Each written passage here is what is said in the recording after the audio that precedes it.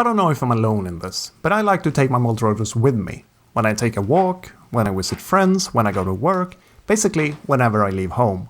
With the nano and micro size classes, this is no problem. But sometimes I wish I could bring something bigger, with payload capacity to do more than just fly around. You know, carry a camera or maybe even some FPV equipment. It's admittedly a niche problem, but as of recently, it's a niche problem with a solution. The JJRC H28 promises the size and power of a full-blown, albeit brushed, quadcopter in the package of, well, a smaller package anyway. This is a SHID with its removable arms, which supposedly allow you to partly assemble and disassemble it in the field. How well does this work, and how well does the quadcopter work overall? Let's find out. Welcome to this review and flight test of the H28 quadcopter from JJRC. Starting off with the quadcopter itself, it's once assembled actually bigger than I expected. Definitely towards the high end of the toy quadcopter spectrum. Scale is always difficult to communicate through video, but think Tarantula X6 rather than Cyma X5. Without any accessories, the whole shebang weighs in at 350 grams, of which the battery makes up around 65. Regardless how you count it though, you will have to register it with the FAA if you live in the US. Before we go any further, I should probably address this. At one point flying it, I done goofed and flew it full speed into a wire, causing this arm to almost break off entirely. Luckily though, I was able to repair it back to fully working order. The whole incident was completely on me, and experiencing it firsthand, I'm actually surprised the H28 survived as well as it did, so no shadow should be cast over JJRC for this. Apart from that ugly injury I caused myself, the H28 doesn't look half bad with its angular, utilitarian design, matte black body and discrete splashes of color that are actually color coding to guide the assembly process, but JJRC have cleverly managed to turn into an aspect of the design.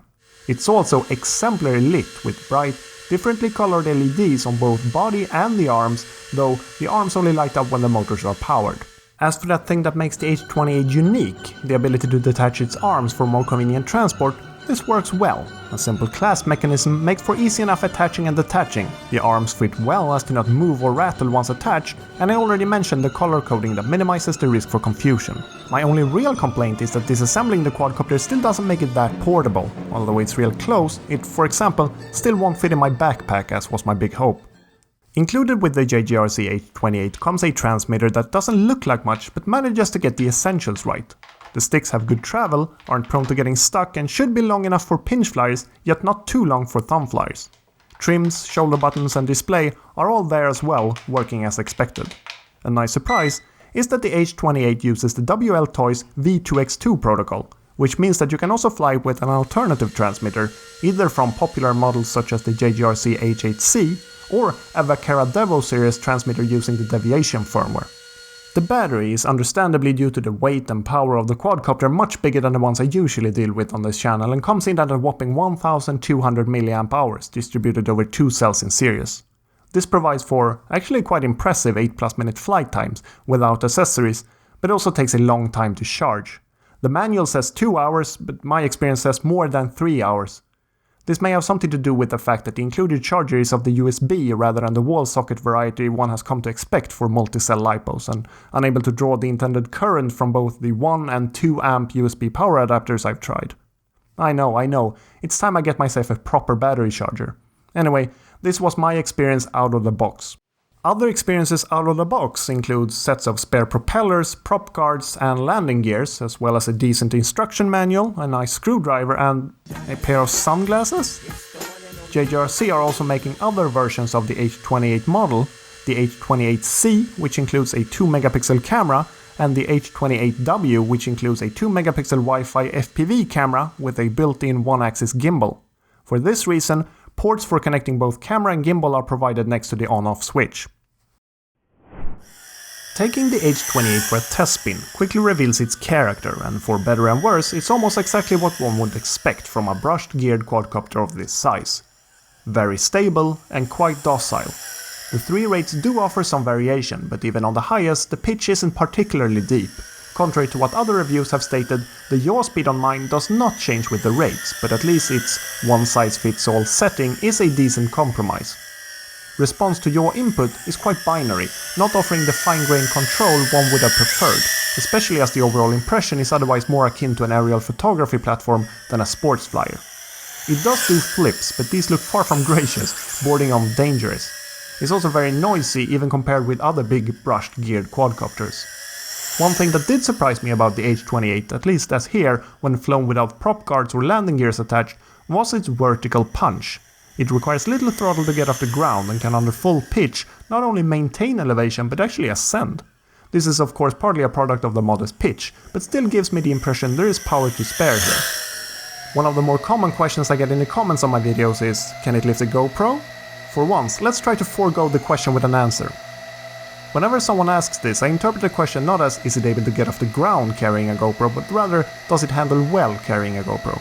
There is a significant difference between the two, and in between there is overloading, which makes the quadcopter unwieldy and puts a strain on the motors that causes them to burn out prematurely.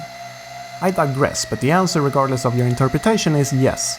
The H28 handles the weight of a standard action camera, in this case the SJCam SJ4000, without problem. As you can see though, under some circumstances there is noticeable jello effect caused by vibrations, suggesting 1. That a dampened camera mount is strongly recommended, and 2. That the non-dampened camera version JJRC offers may not produce the best video results. Something worrying I snapped up from early reviews and was shocked to discover hadn't been addressed for the final retail release is that the H28 seems to be missing any form of fail-safe mechanism for handling the loss of transmitter signal. This means that the quadcopter will just keep on doing whatever it was doing when the signal was lost, seeming indefinitely, with the only way of stopping it being to either re-establish the connection, which may or may not be possible depending on what input was active right at the point it lost contact, or get at its power, removing the battery or letting it run its course. I don't think I have to or want to go into all the ways such a situation could end badly. The only mitigating factor in all this is that in my experience, and for what it's worth, range seems perfectly adequate, although I haven't tested it all the way up to the advertised 200 meters.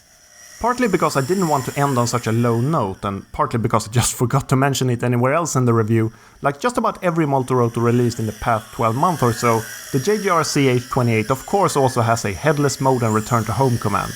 These work well considering they lack the assistance from GPS and compass, if you can only put up with the incessant beeping of the transmitter and flashing of the quadcopter.